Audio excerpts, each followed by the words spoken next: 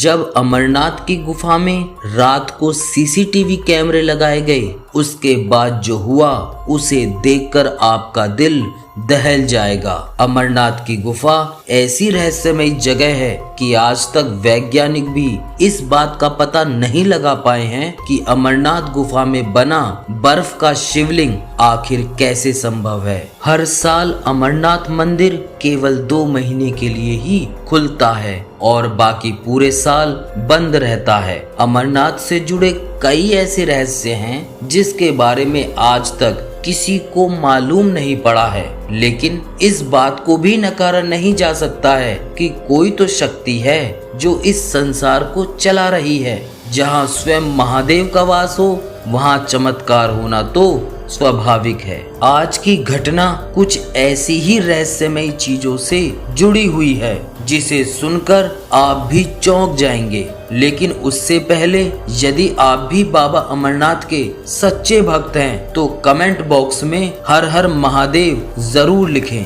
बाबा अमरनाथ का मंदिर सिर्फ 2 महीने के लिए खुलता है और बाकी के 10 महीने बंद रहता है। इसका रहस्य आज तक कोई भी नहीं जान पाया है कि अमरनाथ में शिवलिंग बर्फ से कैसे बना है। ये तो स्वयं महादेव ही जानते हैं। महादेव की लीला है कि हमें अमरनाथ के बर्फ के बने शिवलिंग के दर्शन हो पाते हैं। अमरनाथ मंदिर का द्वार आखिर 10 महीने के लिए क्यों बंद रहता है और बंद रहने पर भीतर के दृश्य कैसे होते हैं, इन सभी की जानकारी लेने के लिए एक बार एक व्यक्ति बड़ी चतुराई के साथ अमरनाथ की गुफा में सीसीटीवी कैमरा लगा देता है। उस व्यक्ति का नाम महेश था और वह जम्मू का मूल निवासी था। उसने चोरी से अमरनाथ गुफा में सीसीटीवी कैमरा तो लगा दिया था, लेकिन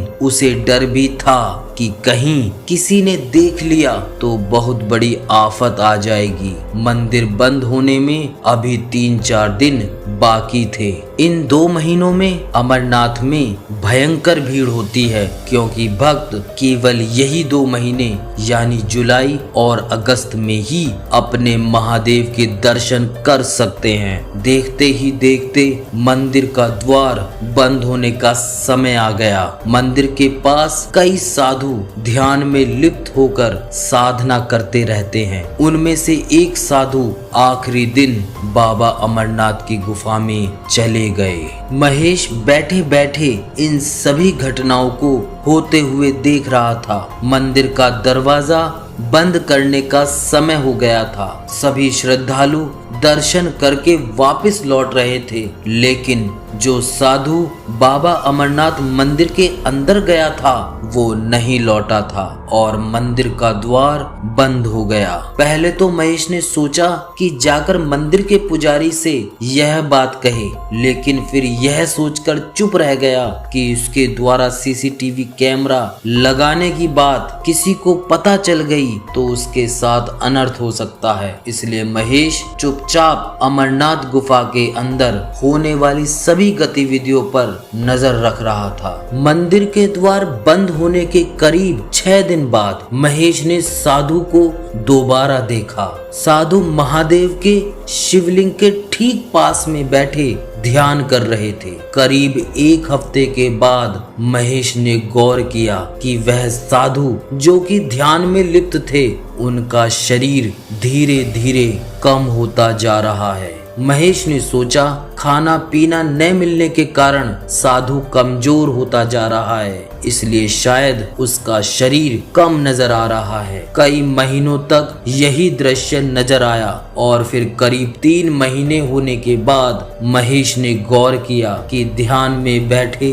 साधु बाबा के पैर गायब हो चुके हैं और उन्हें देखकर लग रहा था कि वह हवा में बैठे हुए हैं। महेश इस दृश्य को देखकर चौंक गया। उसे कुछ भी समझ नहीं आ रहा था कि यह कैसे संभव है कि एक साधु जो कि ध्यान में लिप्त है, उनका पैर कैसे गायब हो गया है। वह अत्यंत परेशान होने लगा और फिर करीब 6 महीने के बाद उसने देखा कि साधु के हाथ भी गायब हो गए हैं। इस दृश्य को देखकर महेश इतना परेशान हो गया कि वह बीमार रहने लगा। देखते ही देखते 1 साल पूरा होने वाला था और अब 10 दिनों में फिर एक बार अमरनाथ का मंदिर खुलने वाला था। तब उस वक्त महेश ने गौर किया, जो साधु पिछले 1 साल से ध्यान में बैठे हुए थे, वह धीरे धीरे कर गायब हो गए हैं। हैरान परेशान होकर महेश मंदिर के पुजारी के पास गया